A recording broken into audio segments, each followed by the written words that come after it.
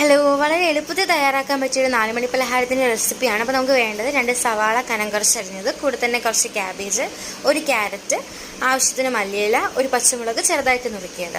അപ്പോൾ നമുക്ക് ഇഷ്ടമുള്ള വെജിറ്റബിൾസൊക്കെ ആഡ് ചെയ്ത് കൊടുക്കാം. കൂടെ തന്നെ കുറച്ച് ഉപ്പും കൂടിയിട്ട് നല്ലപോലെ തിരുമ്മി മാറ്റി വയ്ക്കാം. ഇതിൽ വെള്ളമൊക്കെ ഒന്ന് ഊറിയതിന് ശേഷം അരക്കപ്പോളം മൈദാമാവ് ചേർത്ത് കൊടുക്കുന്നുണ്ട്. കൂടെ തന്നെ 1 ടേബിൾ സ്പൂണുള്ള അരിപ്പൊടി, മഞ്ഞൾപ്പൊടി, മുളക് പൊടി, ഗരം മസാല ചേർത്ത് നല്ലപോലെ ഉള്ളിവടക്കൊക്കെ കുഴയ്ക്കുന്ന രീതിയിൽ കുഴച്ചെടുക്കുക.